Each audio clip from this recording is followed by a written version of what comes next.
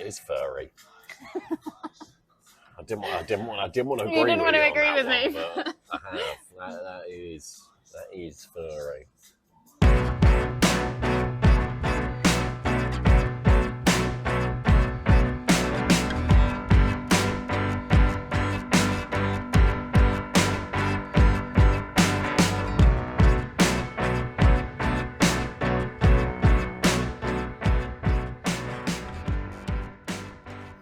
Welcome to potentially the cleanest brewery I've ever been to, but more importantly, the only brewery in the centre of Ljubljana, and that is Tektonik.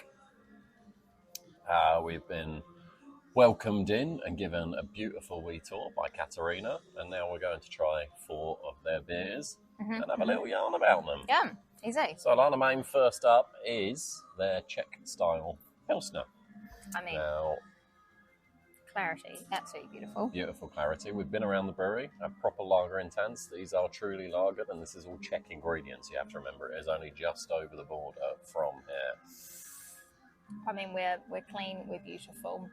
What was I saying to you before about crackers and biscuits? Crackers and biscuits between German and Czech Pilsners. Yeah. What does everyone think there? I mean, so we're going biscuits. We're going good. What do you call them? Wine biscuits? Wine biscuits? Well, that's what they are in New Zealand. They're called like wine. Is that thins. digestive biscuits? Yeah, we don't call them digestives. There you go. How do you digest? Fact of the day. It's very crisp, very clean. It does have a certain amount, yeah. It's not quite full-on digestive biscuit. I would go more kind of cream cracker on that. I'd say it is more kind of that German style. To an extent, but it's an incredibly easy drinking Pilsner. Now we're going to move on to Normal, which is their English style pale ale. But what I found really cool is when these guys do beers, they number them. So effectively by guile sort of thing. And every beer they do, they'll do on their little test kit first. If it goes well, make a big batch of it. This was guile number 6. And they're just coming up to 100. So 100, we've heard, is going to be a nice big triple IPA, as it should be. But clearly this was a good one. Hence why they're still making it now. I mean, that, yeah, as you want something sessionable, easy drinking, it's got a good amount of mouthfeel, good bit of bubbles, yeah. I mean, the flavour in there is great, smashable. What was the ABV on that one? 5.0. Yeah. I think, the beers have been beautifully well made. That is really quite tasty. Yeah, it does have a certain residual sweetness to it from the malts, which I think whenever someone says English style to me, I go, okay, malt forward. Yeah. That's kind of the idea, really, isn't it? I mean, that's just sometimes just down to generally the hops in England allow for much more of a malt-focused beer as well. So I do know most of their core beers, so Normal, they also have one called Ironic and one called Iconic, which I thought was quite cool. With K's, obviously, because it's Tektonik. They're all Slovenian hopped, which why wouldn't you? Slovenia is amazing at making hops. Next up, we have a hazy IPA. And we've mostly featured this, I'm going to be honest, for the name. It's potentially my favourite name for a hazy IPA I've come across.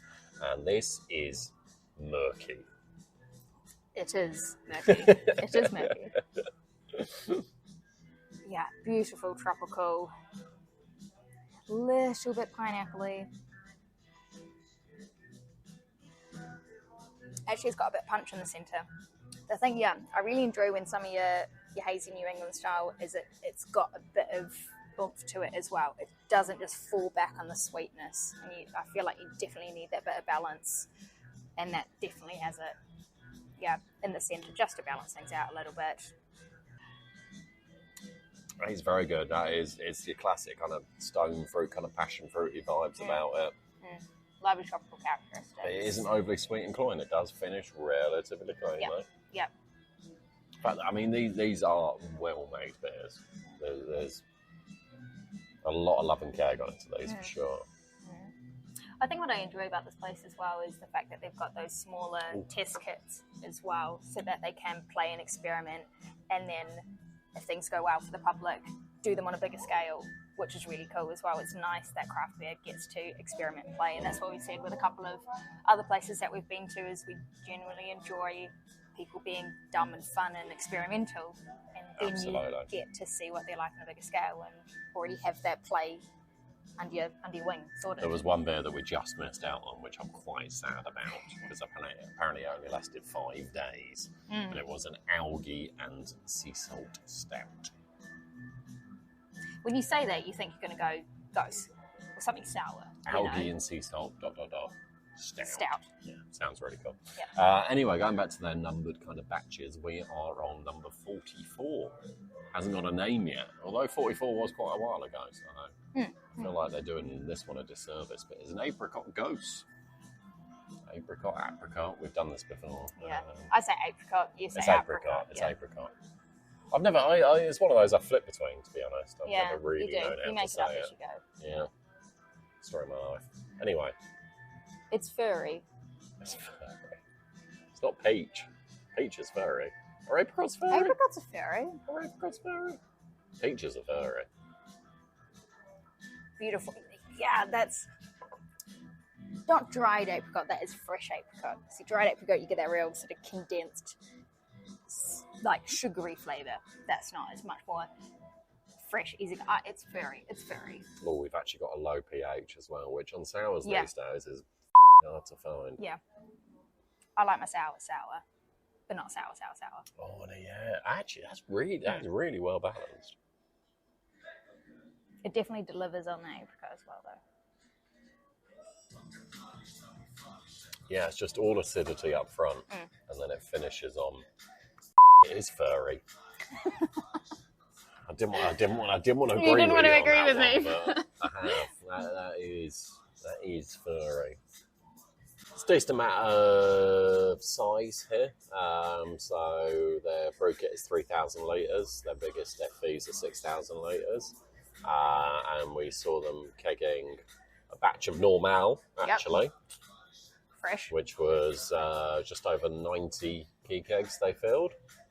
Already all sold, all ready to go out across Slovenia. Apparently they distribute a little bit across the rest of Europe, mostly like Austria and obviously anywhere over the border, but they do a little bit to the US as well. Which that's cool. Slovenian beer in America.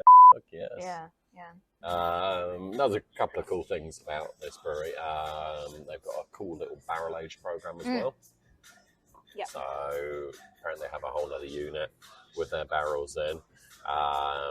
They like to do a few different kind of stouts. They got a quadruple, that sort of thing. But apparently every Christmas they come out with it was described as a silly beer.